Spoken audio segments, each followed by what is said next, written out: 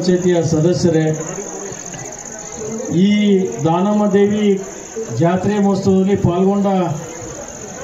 ಎಲ್ಲ ಸಮಸ್ತ ಗೌರವಾನ್ವಿತ ದಾನಮ್ಮ ತಾಯಿಯ ಭಕ್ತರೇ, ತಾಯಂದ್ರೆ, ಬಹುಶಃ ಬಹಳ ಇವತ್ತು ಅಲ್ಲಿಂದ ಬರ್ತಕ್ಕಂಥ ಇಷ್ಟೊಂದು ಸರಳವಾಗಿ ಇಷ್ಟೊಂದು ಬಹುಸಂಖ್ಯೆಯಲ್ಲಿ ಆ ಗೊಂಬೆ ಕುಣಿತ ಮತ್ತು ಎಲ್ಲರ ಮಧ್ಯದಲ್ಲಿ ಇಷ್ಟೊಂದು ದೊಡ್ಡ ಪ್ರಮಾಣದಲ್ಲಿ ತೇರನ್ನ ಎಳ್ತಕ್ಕಂಥ ಸಂದರ್ಭದಲ್ಲಿ ನೋಡಿದ್ರೆ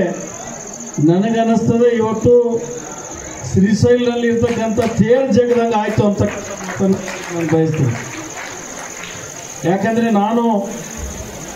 ಆ ದಾನಮ್ಮ ತಾಯಿ ಶಕ್ತಿ ಬಗ್ಗೆ ಈಗಾಗಲೇ ಆ ಬಾಬುರಾವ್ ಮಹಾರಾಜರು ಹೇಳ್ತಕ್ಕಂಥದ್ರಲ್ಲಿ ಬಹಳ ಮಾರ್ಮಿಕವಾಗಿ ವಿಷಯಗಳನ್ನ ಪ್ರಸ್ತಾವನೆ ಮಾಡಿದರು. ಇವತ್ತು ಪ್ರತಿ ವರ್ಷ ಚಟ್ಟಿ ಅಮಾವಾಸ್ಯೆ ಸಂದರ್ಭದಲ್ಲಿ ಇವತ್ತು ಬಿಜಾಪುರ ಇರ್ಬೋದು, ಬೆಳಗಾವಿ ಇರ್ಬೋದು, ಅಥಣಿ ಇರ್ಬೋದು, ಗುಲ್ಬರ್ಗ ಇರ್ಬೋದು, ಬೀದರ್ ಇರ್ಬೋದು,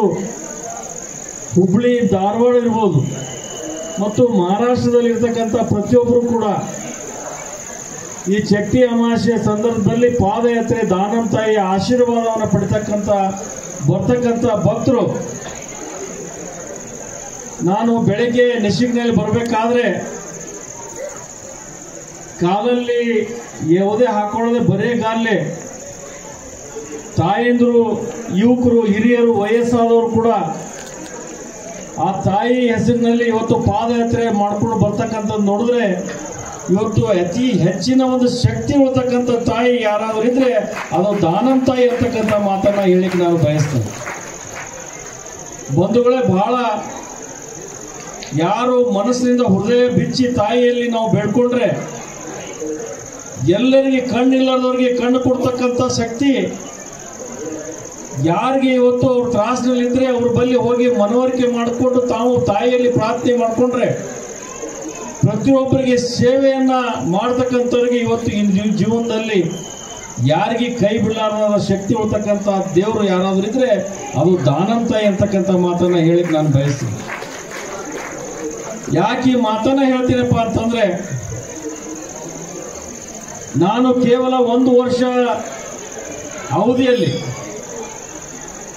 ನಾನು ಇಲ್ಲಿ ಚೇರ್ಮನ್ ಆಗಬೇಕು ಅಂತ ಹೇಳಿ ಬಂದವಲ್ಲ. ನಾನು ಏನೋ ಒಂದು ಸಮಸ್ಯೆಯಿಂದ ಇಲ್ಲಿ ಬಂದು ಎಲ್ಲರೂ ಕೂಡಿ ನಮ್ಮ